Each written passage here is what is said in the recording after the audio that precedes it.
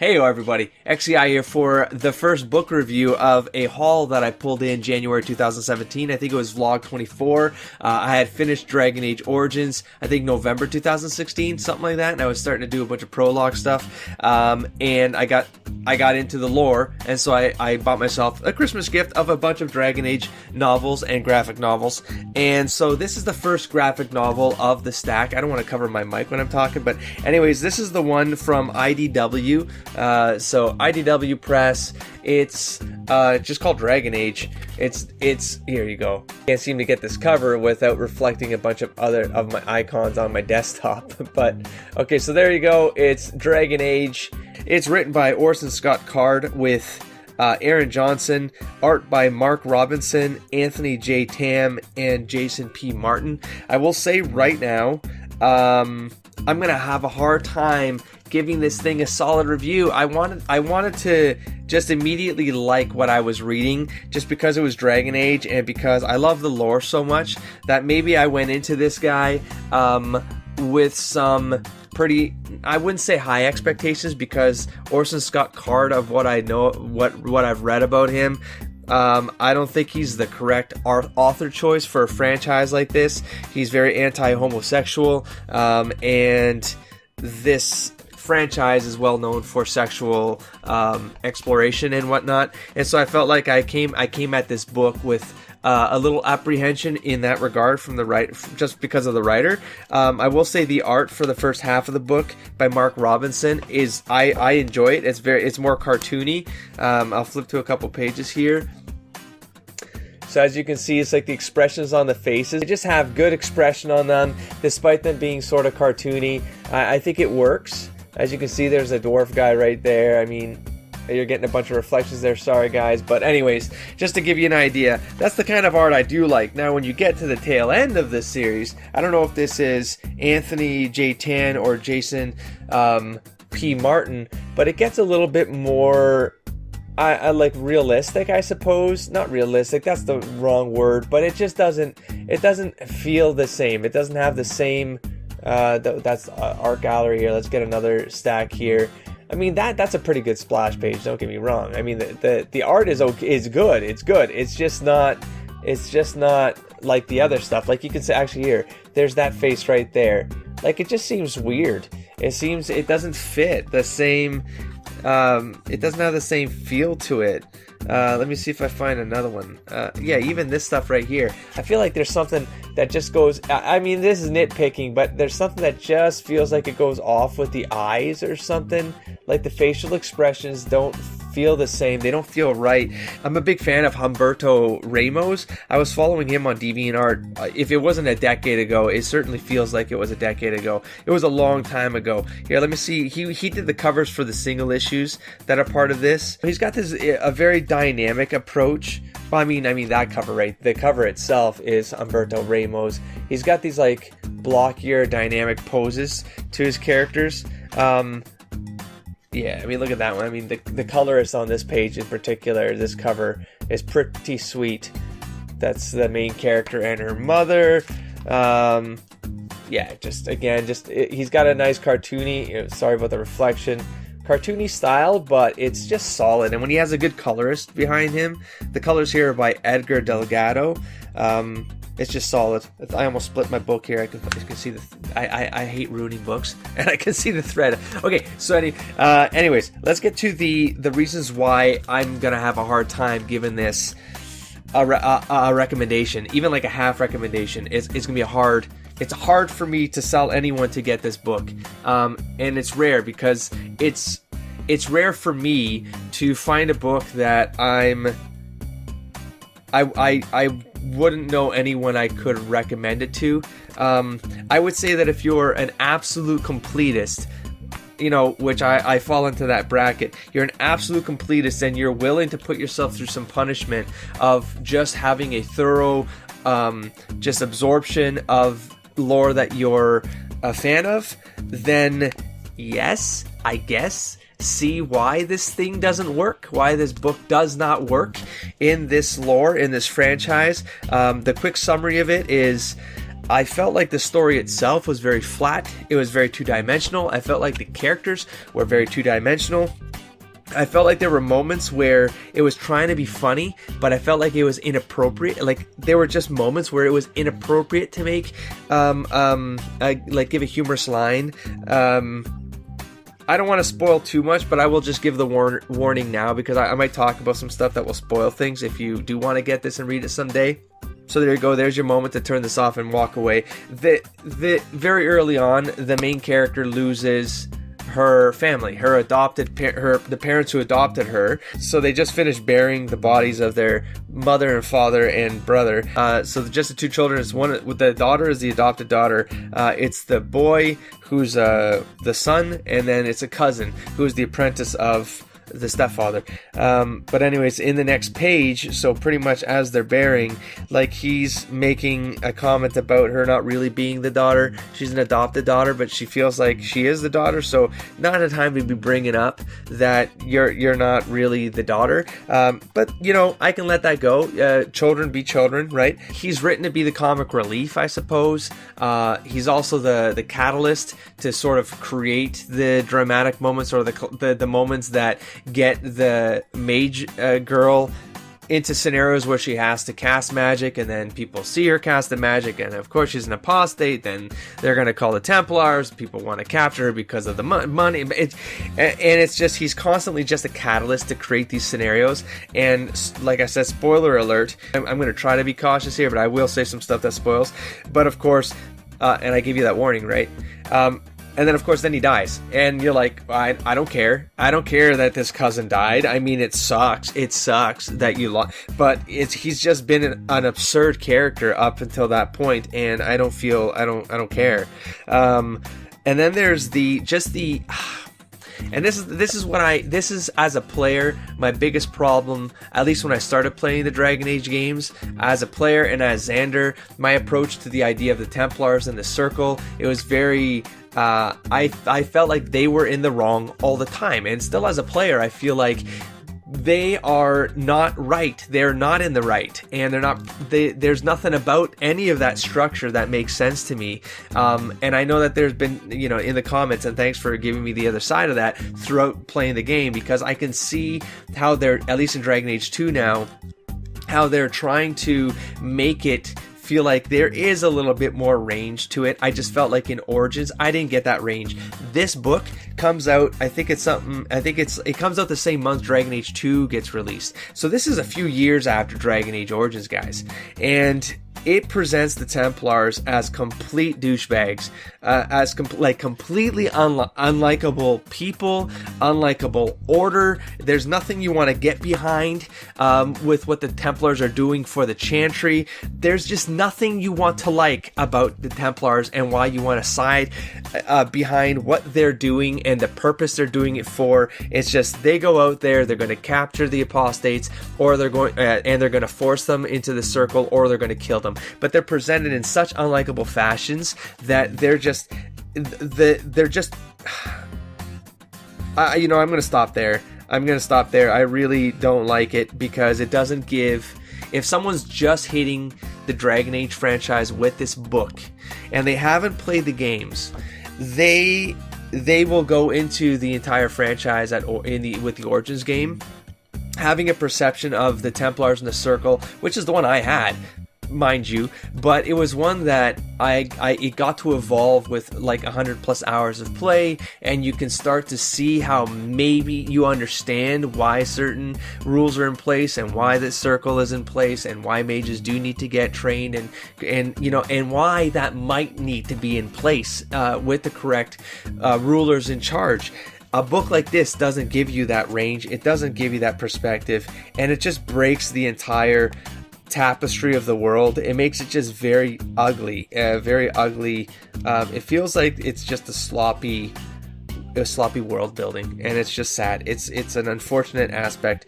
What else can I say that I don't enjoy about it, other than you could probably, this is a 6 issue, it collects 6 issues. I do have 2 more points. So the second piece, I don't even know what the first one was. If you can make out what the first one was in that first diatribe, whatever. But the second piece I can talk about is this is 6 issues, but I feel like like this. I supposedly a good writer. You're supposedly a good writer, but I have read graphic novels by good comic book writers that could tell this story. What is in these 6 books, they could do this in 2 or 3 issues. There are probably really, really good comic book writers who could do it in 1. And I don't feel like I'm exaggerating when I say that. I feel like there's a lot of stuff here that would have been more valuable if, and it's going to take me to my third point, if there was a volume 2 to this. And why I say that is because in the very first few pages, you get the sense that, I mean, because there's this like Genlock that's possessed by some blood mage who's out to kill Gregor. And by the way, Gregor is the only named character that I caught in here that's in the games. So the knight commander of the circle, he's the only named person in here. All the rest are just names. They're just invented characters. But anyways, there's this Genlock that's possessed by a blood mage, and they go to the tower to assassinate Gregor, and it's being controlled by this blood mage called the Man of Light. And the Man of Light is supposedly a big bad here, because then at the tail end of it, so near the end of the 6th issue, you get the sense that the Man of Light is a thing. Like, it's a thing that is supposed to be meaningful and a meaningful big bad that maybe gets fleshed out in a volume 2, so the next 6 issues. But this ended. And so that would be my third point, is this is an incomplete story, guys. It's incomplete. It doesn't feel, I mean, it feels like it's got a beginning, middle, and end, as flat and two-dimensional as it is. But it feels like the big piece here is the Man of Light.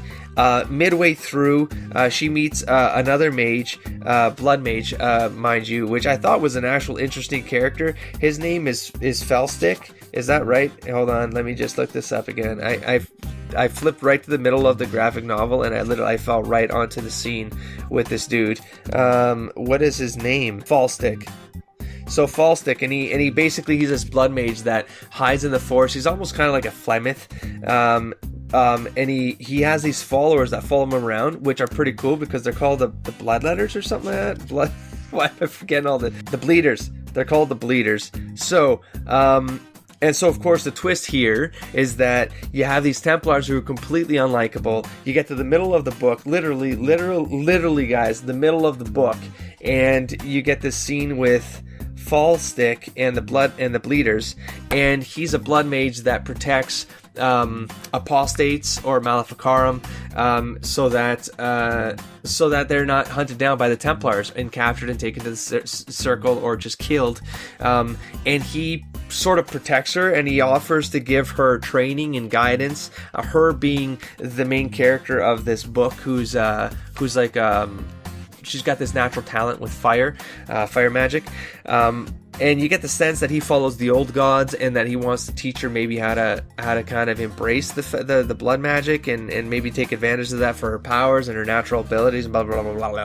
So and he ends up being a really awesome guy. And he gives her and the two family members cloaks to hide from the Templars and escape. He doesn't force her to stay, and it's just like, it's everything opposite that you'd expect from a blood mage. And I'm like, okay, sort of two-dimensional. It's kind of like what you'd expect to do. You just take something that's supposed to be defined a certain way, and then you flip it on its head, and then that's supposed to be new and unique. I mean, it makes it not new and unique, you know what I mean? It's that kind of, I don't want to say lazy story writing, but it's sort of like, that's what I feel like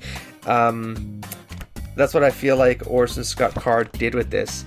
He got a bunch of ideas that are in this amazingly fleshed out world, and he either did whatever he wanted to do with that lore to the point where it made it unintegratable with the Dragon Age tapestry. Like, I feel like this is like someone telling a story in the world, and there's nothing that could be canon about this.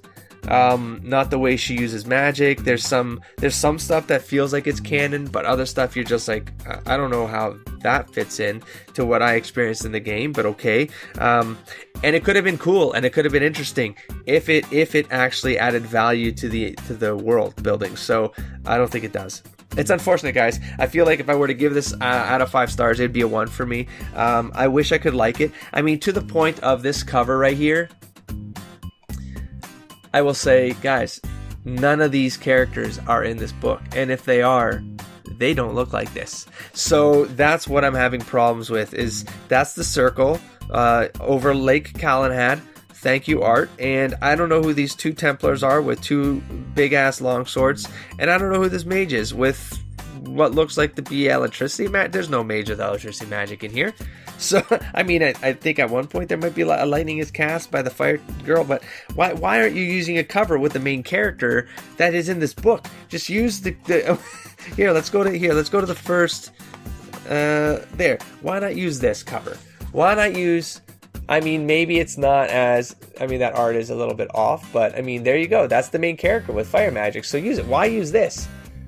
You know what I mean? Like, she doesn't have adult allies. Like, they're little. She's 17, and her brother, so because she was adopted, he looks to be maybe 8 or 9, and the cousin is maybe 15 or 16. So, or maybe she's just taller than him and he's older. I don't know, man. I feel like it's just 3 children running around, and I don't. And then I feel like the humor feels like it could be like if a kid is reading this, it'd be humorous. But then there are scenes where you're like, no, it was kind of dark. Like, no kid should be reading like a knife, like seeing a knife protruding from a blood mage's head. That's probably not for a child audience. So I don't know why you have a story involving 3 young children. These are the 3 survivors with the 3 dead parents, and I don't know. And then have like adult themes in here that are just weird. So anyways, not huge adult themes, but you know what I mean? It just doesn't feel, it didn't mash up. I ranted on a lot here. I felt like I had something else to say while I was going through this. I think I mentioned a couple other things in passing. It being Gregor being the only name in here, so nothing feels like it exists in the world. That's another thing I could say. So she's 17. The first issue is about the 2 parents. So it's spoiler again, right? It's a mage apprentice who has a knight with a Templar. I don't know when they're learning to be Templars or whatever. But anyways, so it's a Templar and a mage have a relation. She gets pregnant. 8 months later, she has a baby, and the Templar gets jealous because he sees something, misinterprets it, and then has to hunt her down and kills her. Sorry for spoiling the first issue. It doesn't matter. It really doesn't matter. It's in a few pages. It's literally the beginning, and then you get the rest of the story. And I feel like it's just weird. It was a weird setup. And what was I going to say? Oh, and so then 17 years passed. So from a person who's played Origins and now I've started playing Dragon Age 2, I don't know when this takes place. If this were part of the world and embedded, and I could see these characters appearing in Dragon Age 2 or Dragon Age Inquisition, and maybe they do, man. I don't know. But what I'm saying is 17 years have passed, and I know there's a Genlock and a the Blood Mage controlled Genlock. So does this take place before the 5th Blight?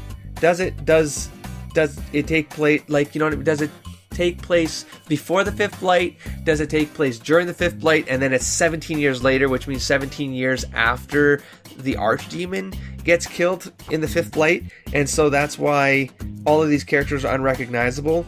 But oh no, but then Gregory is like, he's already leading the Circle Tower at the beginning, and he still seems to be in place when she's 17. So is it 17 years before Dragon Age Origins? I'm starting to think maybe this takes place before Dragon Age Origins, guys. Anyways, I don't know how to fit this in. Orzammar, it wasn't Orzammar, but the dwarves come up. And they weren't explicit about whether or not it was the Carta that is looking to find her and bring her in. So again, that was weird. They do bring up the Deep Roads, and it doesn't look like it's swarmed by Darkspawn. So were they all killed, and now the Deep Roads are sort of empty? I was very confused as someone who has only played Origins and started playing 2. Like, again, this came out a couple years after Origins. It came out the same month as the Dragon Age 2 video game. The collected edition anyways. So I have to believe this takes place at some point in Origins. Anyways, I unfortunately don't recommend this. I wish I could. If you're a completist and you just want to know why I'm not raging about it. I mean, at the end of the day, it's a book, and I'm whatever. But if you're the type out there where you don't feel like you need to be a completist, and you can walk away from lore that's out there that you don't think, that if you're willing to listen to me say, do not bother getting this book because it does not contribute to the Dragon Age lore, if you want to trust me, then trust me and save your money. I forget how much I paid for this, but probably $20 or something. Yeah, $20 Canadian. So there you go, guys. Save your $20. I don't know. Read some reviews online. It's funny, I checked out some quick reviews online just to see if maybe I was alone here. To be honest, there's some 4 and 5 stars out there where I'm like, I don't understand what you guys are talking about. I don't understand. Did you read the same book as me? Because this doesn't make sense that you're giving this a 4 or 5 stars. Then you see the 1 and the 2s and you're like, okay, so I feel like I'm not alone. It's the people who have the same sensibilities as me are in the same place as, like, if you've played the game and you have a certain idea of the lore of the game and you want that lore to be embellished a little bit further, you want that tapestry to get a little bit richer, and you want to be able to have that experience in this book and go, man, now I feel like I know more about the world. But no, I can throw those memories away because it's not going to matter. I'm gonna leave that there. I hope you got something interesting out of this review. It's a little longer than I expected, but you know what? I don't mind doing that because at least it feels like I'm giving a little bit more meat behind this. It's not just a book review. I want to bring these books to the channel, but I want to talk about them from the perspective of both how they're put together as a comic, as a collection, but more than the comic book review, I want to talk about how it integrates into the world tapestry, because I'm all about world building and tapestry and all that stuff,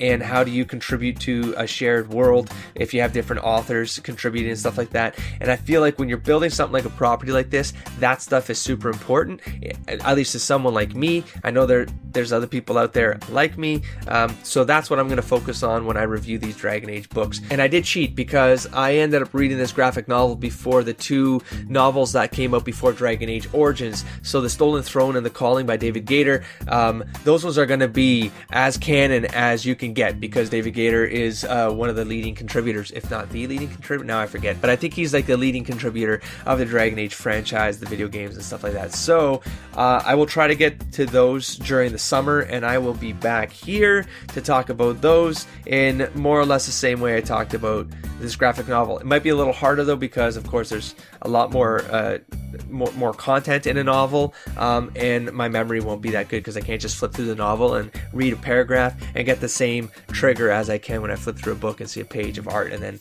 I have a trigger to talk about. So I don't know how I'm going to do that. Maybe I'll do it in parts. Maybe I'll do it in like 3 chunks. Anyways, I'm getting ahead of myself. I'm going to wrap this up here. Don't forget to explore, engage, and inspire, everybody. Catch you around next time. Peace.